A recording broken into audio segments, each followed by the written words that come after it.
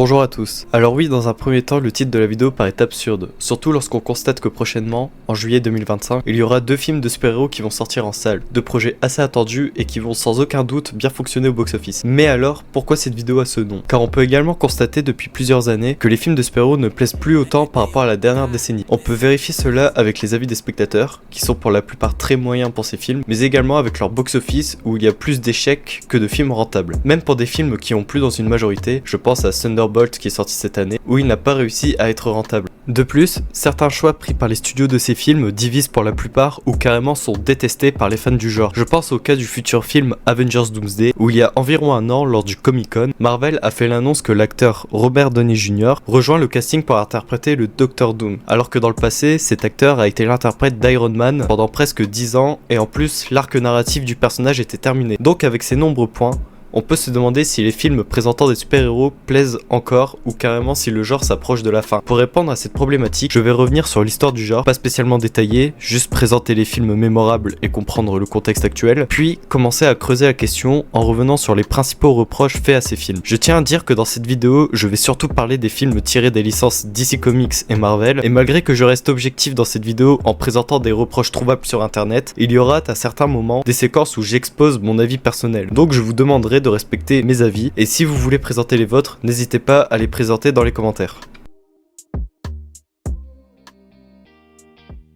Au début des années 40 jusqu'aux années 60, nous sommes au début des comics de super-héros américains. On a déjà vu des adaptations de ces comics au cinéma, mais c'est loin d'être marquant. Si on doit citer un film marquant de cette époque, je dirais le Batman de 1966 avec Adam West. Mais c'est loin d'être un film ambitieux par rapport au Batman actuel, c'est surtout un film comique et enfantin. On doit attendre 1978 pour avoir un film réellement marquant et ambitieux pour le genre, avec le Superman de Richard Donner avec Christopher Reeves, qui est un grand succès et ça a amené à 3 autres suites sorties dans les années 80. Ces films ont donné une voix à d'autres adaptations qui sont des échecs, mais également une inspiration au cinéaste Tim Burton pour faire une adaptation de Batman en 1989. Ce film est un succès et par rapport à la première adaptation avec Adam West, le film de Tim Burton se veut plus sombre, plus représentatif des comics populaires du héros et nous met la ville de Gotham bien plus au premier plan. Les années 90 ne sont pas si marquantes pour le genre. On a des suites au Batman, dont le deuxième, Batman le défi,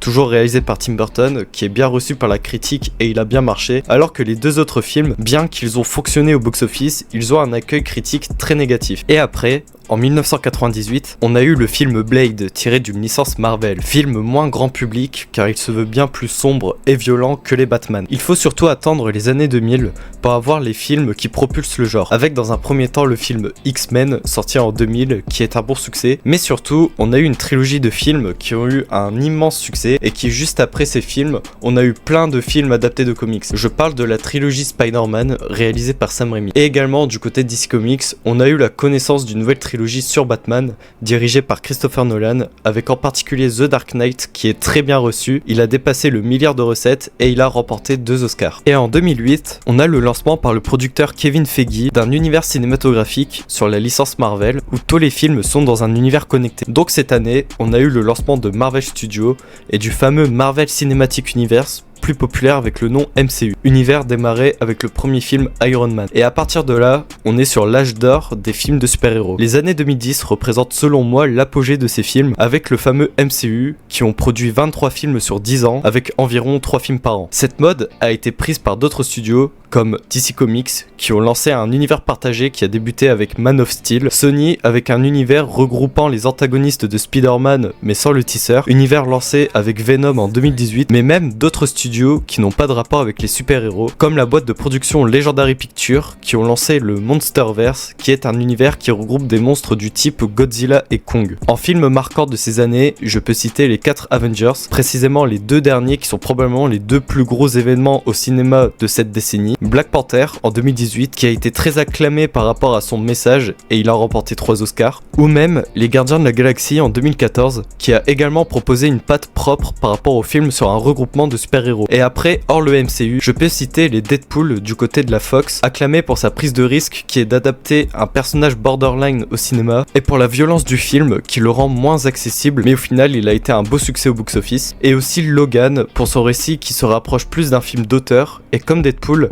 pour sa violence. Mais malheureusement, et c'est par rapport à ça que je fais cette vidéo, après le film Avengers Endgame en 2019, les fans trouvent que les films baissent en qualité. On retrouve des bons films et de beaux succès, mais on a également quelques échecs et des films mal reçus par la critique. On a également l'univers de Sony qui n'a pas trouvé son public car on reproche que ces films sont mauvais. Et du côté DC Comics, ils sont acclamés pour des films qui ne sont pas intégrés dans leur univers comme Joker ou encore The Batman, mais leur univers est moyennement apprécié et carrément il s'est terminé en 2023 avec Aquaman 2. Et justement, un nouvel univers dirigé par James Gunn, le réalisateur des Gardiens de la Galaxie, qui va se lancer cet été avec Superman. Et même sur cette décennie, on a eu l'arrivée des séries Marvel sur Disney+, qui, mis à part pour quelques exceptions, ne plaisent pas aux spectateurs. Donc à partir de là, on a bien plus de critiques faites à ces films. On en avait déjà au moment de l'apogée, certes, mais on va dire que depuis 2020, ça devient de plus en plus présent. Alors oui, j'ai beaucoup parlé de Marvel sur cette partie, car clairement, les reproches sont surtout faits par rapport à ces films. Maintenant, je vais vous citer les critiques récurrents qui disent qu'on est proche de la fin de ces films et exprimer si, selon moi, ces critiques sont véridiques ou non.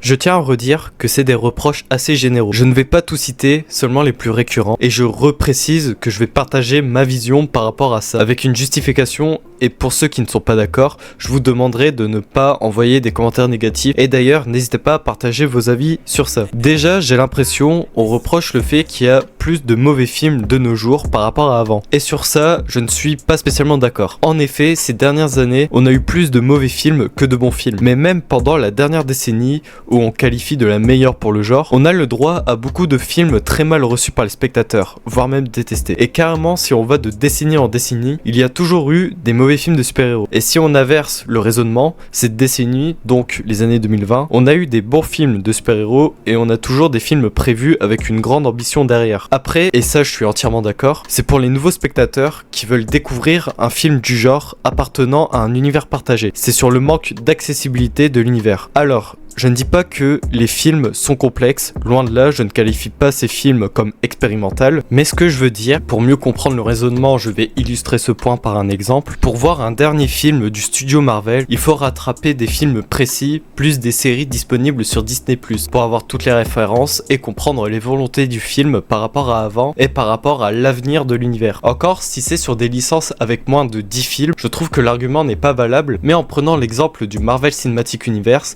il y a en 2025 36 films et 13 séries, sachant qu'il y a encore d'autres projets qui vont sortir. Donc oui, pour un néophyte, c'est vraiment complexe de tout rattraper. Ceux qui n'ont rien vu, c'est vraiment une difficulté pour rentrer dans la licence. Et de plus, en ce moment, les films les plus acclamés sont ceux qui n'appartiennent pas à un univers étendu. Par exemple, le film Joker, The Batman et les films Spider-Verse. Ces exemples-là vont me permettre de basculer sur un autre reproche, c'est sur le manque d'originalité de ces films. Reproche fait plus généralement sur les films tirés d'un univers partagé. Et à nouveau, je suis assez d'accord. Après, s'inspirer d'anciens films pour faire de la nouveauté, personnellement ça ne me dérange pas. Cependant, les films qui reprennent des histoires qui ont bien marché en modifiant certains éléments, ou alors un film qui n'ose pas grand chose, là oui, c'est vraiment déstabilisant car les spectateurs peuvent avoir une appréhension de déjà-vu pour des films récents. Je pense au film Captain America Brave New World, où son scénario est très ressemblant aux Soldats de l'hiver, et le film n'ose rien en termes d'histoire et de mise en scène. Si je reprends les exemples de tout à l'heure, ces films-là sont acclamés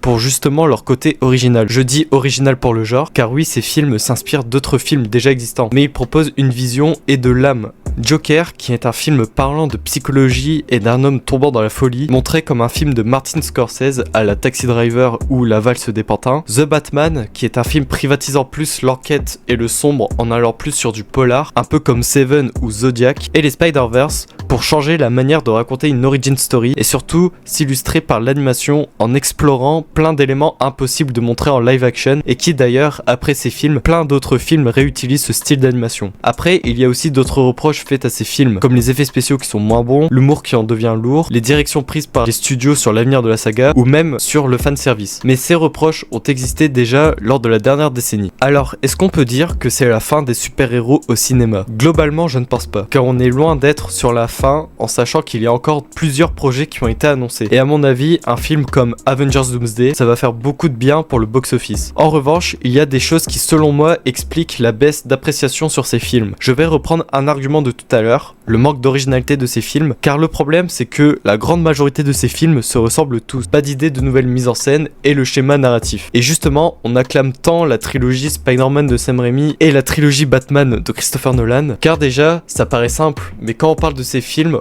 on cite très généralement les réalisateurs, et surtout, les films présentent une vision et une réadaptation de ces héros par des auteurs avec de la mise en scène très propre à ces cinéastes. Et après, tout simplement, on peut juste trouver une lassitude des spectateurs pour ces films. Il faut savoir que le cinéma est un art qui ne fait qu'évoluer au fur et à mesure des années. Cet art a débuté avec des films moins d'une minute, sans parole, noir et blanc, et présentant une situation simple. Alors qu'aujourd'hui, c'est bien plus diversifié, avec beaucoup d'éléments qui n'existaient pas à l'époque. Et même, il y a eu des genres qui ont apparu, mais également disparu. Et personnellement, si je dois comparer les films de super-héros avec un autre genre, je les comparerais avec les westerns. Car les grandes années de ces films sont de 1930 jusqu'environ les années 1970. Après ces dates, il y a toujours des westerns qui sont sortis au cinéma, même récemment, mais de nos jours, ce n'est plus du tout un genre à la mode. Et c'est probablement ce qui peut arriver pour les films de super-héros. Il se peut qu'un jour, le genre n'intéresse plus personne, mais des films sortiront encore. Donc pour moi, on n'est pas sur la fin des films de super-héros, mais il y a des facteurs qui contribuent à un désintérêt pour ces films. Donc voilà, c'en est tout pour cette vidéo, j'espère que ça vous aura plu. Si c'est le cas, n'hésitez pas à mettre un like et à vous abonner pour voir mes prochaines vidéos. Pour cette chaîne, je tiens à m'excuser pour mon manque de rigueur, car en effet ma dernière vidéo elle date d'il y a 7 mois, en octobre 2024. Parce que pour faire des vidéos de ce genre, je suis vraiment indécis sur les sujets que je veux faire.